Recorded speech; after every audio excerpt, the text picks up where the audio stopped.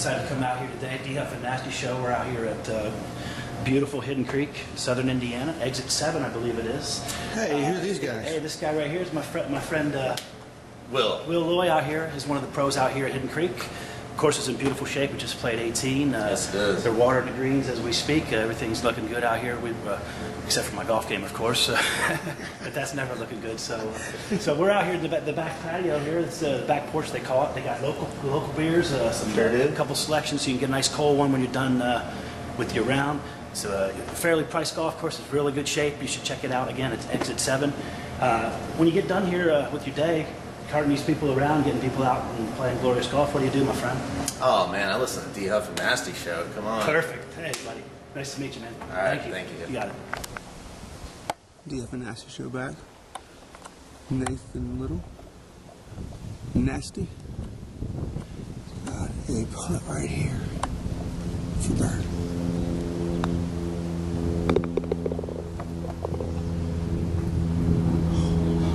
Who is it? Yeah.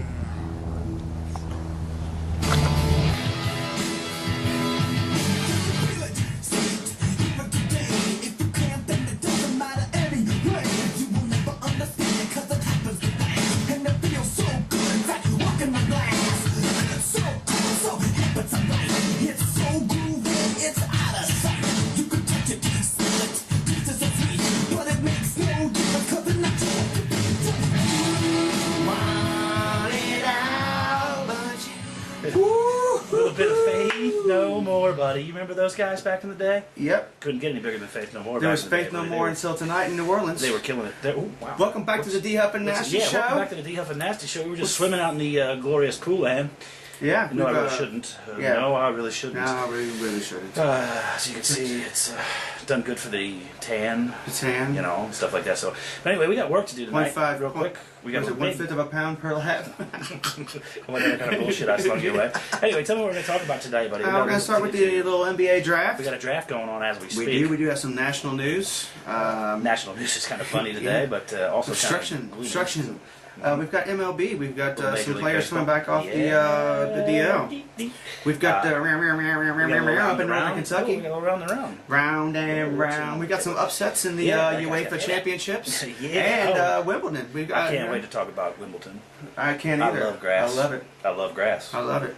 You know what I'm saying? Let's get back to the fresh start. out of it. We got a thought of the day. We got a thought of the day on Olympics. Olympics. A really fun thought of the day. Olympics are coming. We got Olympic talk. And we got a little white situation going on this weekend at Churchill Downs. We'll talk about at the end of the show. So we're going to jump right into it. Let's go right into it. I know it was an interesting draft for you, being a UK fan.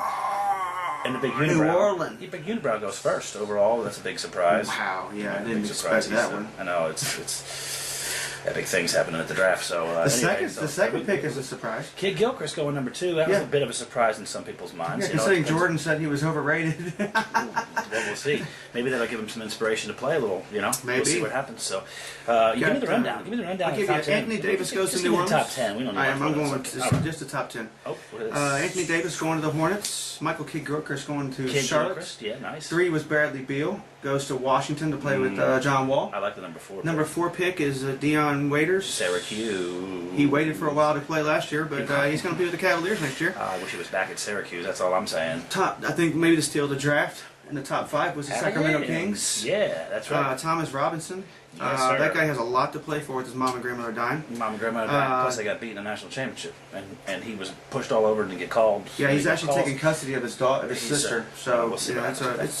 Well, it'll be a little easier with the money that he's going to be making to take care of a kid. I'm sure he'll be hands-on with that. He won't have any babysitting on himself. No, she's going to be everywhere at every practice. Yeah. All right, give me the rest of this. Damian Lillard from Weber State goes to Portland. Nice. Harrison Barnes, number 7, North Portland's Carolina goes to Golden State. I think Portland's going to be good this year. We'll have a pre-game warm-up for the NBA next, whenever that starts. I think it's over now, though. So. Yeah, they'll be starting in like August, wherever football season starts. Yeah, no kidding. Number 8, Terrence Ross from the University of Washington goes to Toronto. Andre Drummond from UConn goes to Detroit with the 9th pick. That's a good pick. For Detroit, fits well there. And then the backside of the New Orleans top 10. Oh, is that Austin Doc Rivers? Kid? Yeah, Doc Rivers kid. Buddy.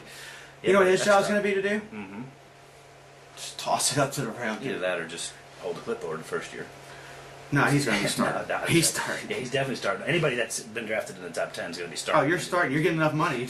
You're playing. So on to the national news out of there. We got. We'll give you a little bit more drafts talk on Monday. We're coming back at you. We got some other things if there's any big names and such.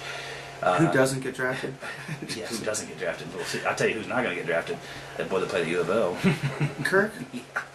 We'll see. You never know. I'm sure he's a free agent roster hat on. So he's hopeful. What happened down in Houston? Give me this. Give me this. This woman is a good Samaritan. What she does is she saw that there was a speed trap set up. The cops were cherry picking people, and they're flying by. Boom, they're getting pulled over, arrested. So what does she do? She gets footage of this. She goes back, makes a sign on cardboard that says "speed trap ahead," and she's flagging people down with the sign. So they get wind of this, go and they arrest her. They put her in a tank for 12 hours for obstructing justice. Is that what? Obstructing something. It should be not letting the cops do their job is what she got penalized for. But she said she was in the sidewalk and there's a big outrage and stuff. She's taking them to court and everything. That's but interesting. I just think that's kind of funny. She tried to help everybody out. Because if you see something happen and you go and you report to the police, then you're a good Samaritan. Maybe But if you help people who are, hey, just let you know, slow down. You can't win. You cannot you can't win. Welcome the to funny the thing is I'm wondering if one of the people that was actually speeding that day, was if a cop. they slowed down because of her, if they'd be willing to pay her bail.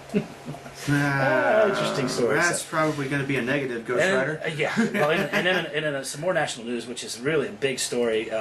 It's on fire in Colorado, and they can't put it out.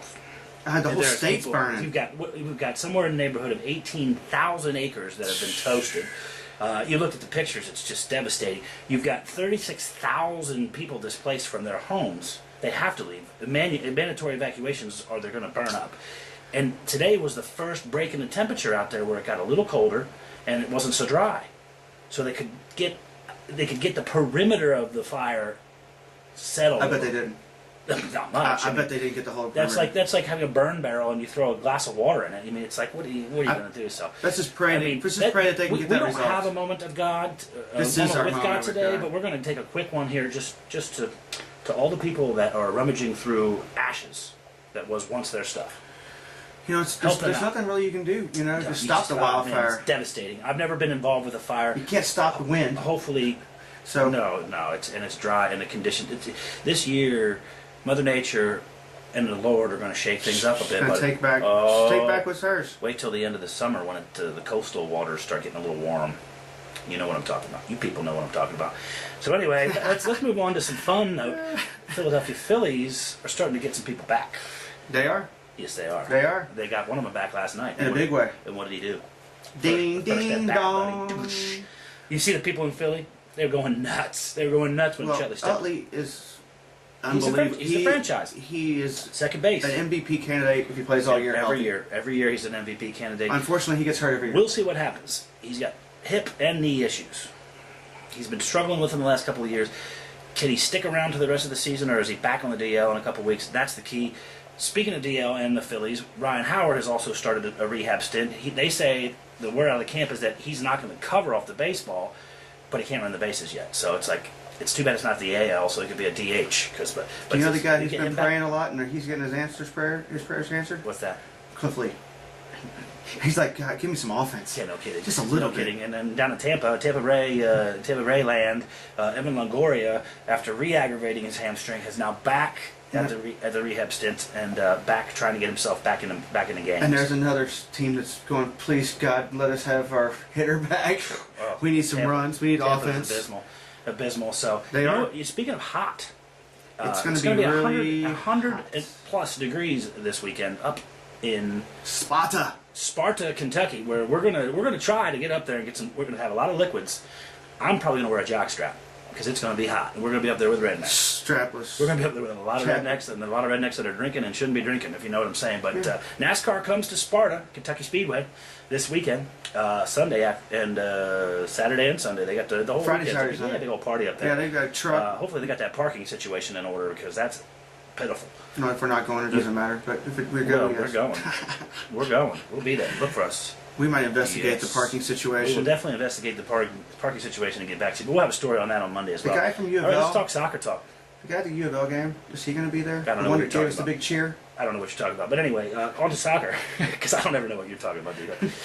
Give me the rundown on soccer. What happened today? It was a pretty big upset. Upset. Yeah, huge upset. Yeah, let's go. Balotelli from Italy, 21-year-old, doesn't know if he's crazy or sane. He was sane today, and he scored 2 goals and led Italy into the championship. Did they have a kickoff last night too? What happened last night? I didn't. Spain won in PKs. Research soccer specialist. Right? And the second best player in the world never got to kick for Portugal. Oh, because they set him as the 5th kick. That's right. And he was the last kicker to kick, and he didn't get to kick. But he's good looking. And he was 23 of 25 in penalty kicks the last 2 years in his club. But he's good looking.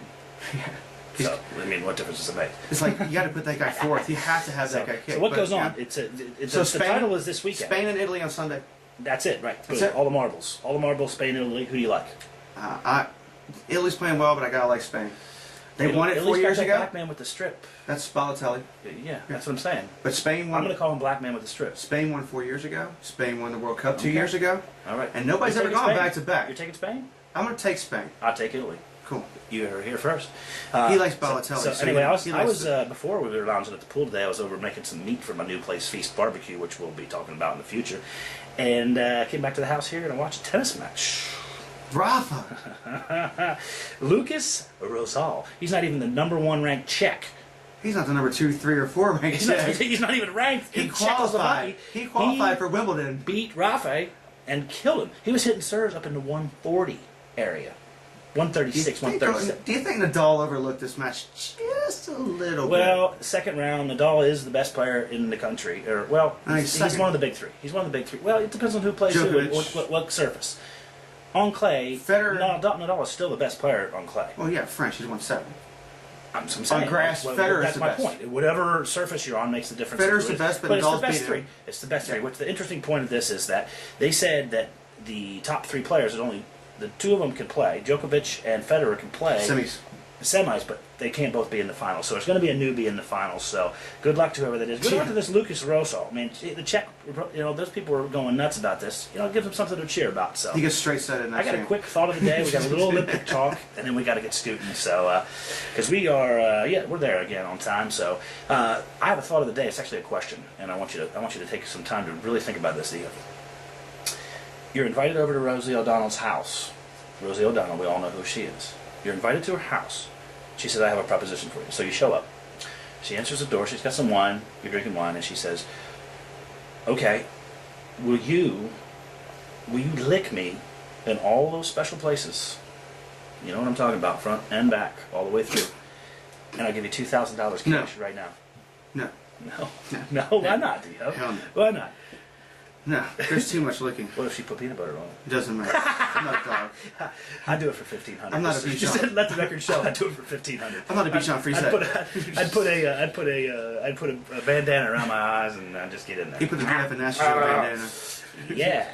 What are we talking about now, buddy? We're talking about we got a baton here, kids. Horse went flying. We just knocked him off. Yeah. Whoa. Where'd he go? Fuck him. So Michael Phelps, a little pre-game warm-up, so to speak. The Olympic trials went down tonight. 200-meter butterfly. I watched that earlier. Michael Phelps killed him as expected, and then after he was done, they interviewed him. He's like, "Ho hum, it wasn't really that good of a time. I got to do better than this." They're racing against each other, but they're not because they're not racing as fast as they can. That's right. I guarantee. And on a sad note, D. Wade not going to be in the Olympics. Is it sad? Yeah, whatever. Do we need it? Does anybody really care? Do we need him? We just replace him with somebody else. You know? It's just Olympic basketball. Oh, my bad. Anthony Davis has made the Olympic team. Anyway, we gotta get out of here. We got a big show on Monday for you. Saturday, first of all, we're gonna go to this Churchill Downs. Got a whiteout going on this weekend, and we're gonna go Saturday. We got T-shirts for $10, by the way. But look for us out at the whiteout at Churchill Downs. We're gonna be wearing these babies and rolling around white style, doing it up like they're supposed to. White it out. You can always share us, like us, subscribe to us, touch us, as long as you're not tickling. No tickling. No tickling. Diddly-dee! Thanks for joining the D Huff and Nasty Show. And come by this Saturday night. You know what we're gonna do? We're gonna see you soon.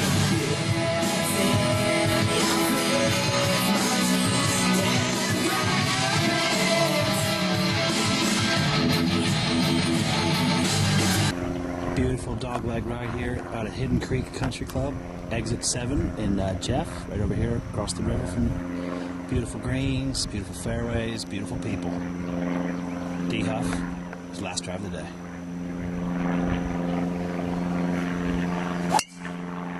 He absolutely nutted it. Absolutely pure. Here. I might be next to the grain. That's right.